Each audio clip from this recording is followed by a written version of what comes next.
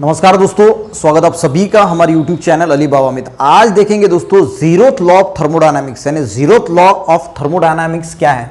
तो सबसे पहले बात करती है जीरोथ नाम क्यों पड़ा। तो जो थर्मोडायनामिक्स का फर्स्ट, सेकंड और थर्ड लॉ है, इसके बाद जो है ये जीरोथ लॉ बना।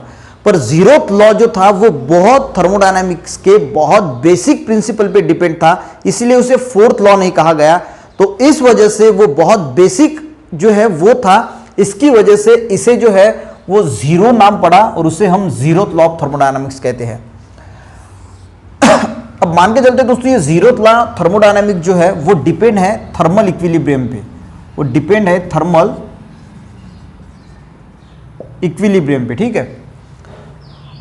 तो थर्मल इक्विलिब्रियम भी देखेंगे क्या है। तो सबसे पहले मैं आपको एक इक्वेशन देता हूं, A इज इक्वल टू अगर B है और A इज इक्वल टू अगर C है, तो हम ये कह सकते हैं कि B इज इक्वल टू जो है वो C हो सकता है या होता है। हम ये बिल्कुल कह सकते हैं कि अगर A is equal to B है और A is equal to C भी है, तो इसका मतलब B is equal to C हो सकता है, यानी होता ही है, ठीक है।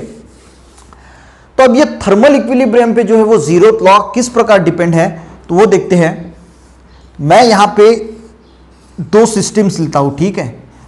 ये जो सिस्टम है ये है A सिस्टम और ये जो सिस्टम है ये B सिस्टम्स है, और ये दोनों सिस्टम है थर्मोडायनामिक इक्विलिब्रियम में।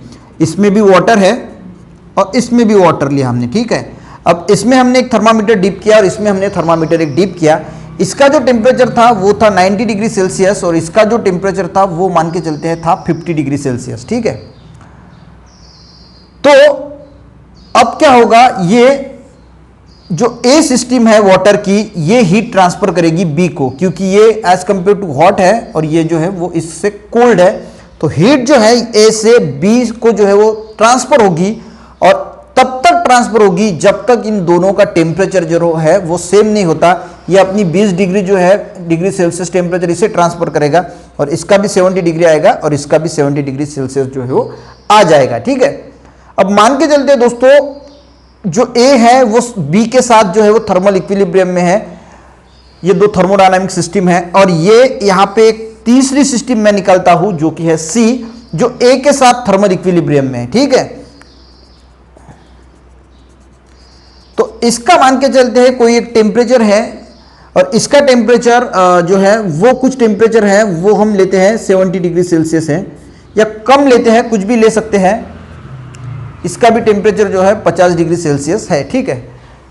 तो अब जो है वो A जो है वो इसको भी जो है वो हीट ट्रांसफर करेगा, और ये तब तक हीट ट्रांसफर करेगा जब तक ये दो जो है वो इक्विलिब्रियम में नहीं आ जाते, तब तक जो है वो A C को हीट ट्रांसफर करेगा। और एक कंडीशन ऐसे आएगी, और इसके साथ दोस्तों A और B में भी हीट ट्रांसफर होता रहेगा, जैसे A C को ट्रांसफर करेगा और इनका इक्विलिब्रियम जो है वो कहीं ना कहीं डिस्टर्ब होगा, तो ये दो सिस्टम फिर से इक्विलिब्रियम में आएगी और इसका जो इक्विलिब्रियम वो भी स्टार्ट रहेगा और इनका भी थर्मल इक्विलिब्रियम स्टार्ट रहेगा। और एक कंडीशन ऐसी आएगी दोस्तों कि A, B और C इन तीनों का टेम्परेचर जो है वो क्या रहेगा, सेम रहेगा। यानी इसका जो टेम्परेचर रहेगा वही इसका टेम्परेचर रहेगा और वही इसका टेम्परेचर रहेगा। यानी ये तीनों के तीनों जो सिस्टम्स है थर्मोडायनामिक सिस्टम्स, ये थर्मल इक्विलिब्रियम में रहेंगे, यानी तीनों वाटर का टेम्परेचर जो रहेगा वो सेम रहेगा। अब बात यह है दोस्तों कि ये जो है वो B के साथ थर्मल इक्विलिब्रियम में रहेगा और ये C के साथ भी थर्मल इक्विलिब्रियम में रहेगा। यानी B जो है वो ऑटोमेटिकली C के साथ जो है वो थर्मल इक्विलिब्रियम में आ जाएगा, यानी तीनों का टेम्परेचर जो है वो सेम रहेगा। A B के साथ थर्मल इक्विलिब्रियम में है और ये C के साथ थर्मल इक्विलिब्रियम में है, तो ये भले ही थर्मोडायनामिक सिस्टम एक में कनेक्ट नहीं हो, पर B जो है वो C के साथ भी ऑटोमेटिकली थर्मल इक्विलिब्रियम में आ जाएगा।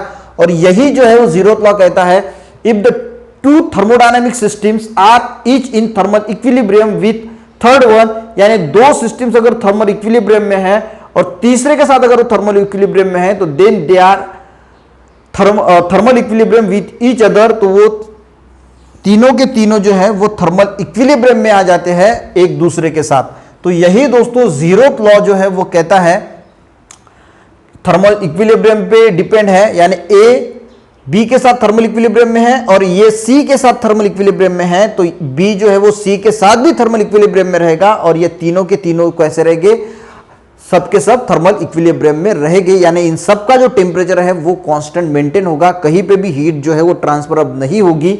तो यही जीरोथ लॉ कहता है। समझ में आया तो वीडियो जरूर लाइक करें, दोस्तों को शेयर करें और ऐसे ही एजुकेशनल वीडियो पाने के लिए चैनल को जरूर सब्सक्राइब करें। वीडियो देखने के लिए दोस्तों थैंक यू।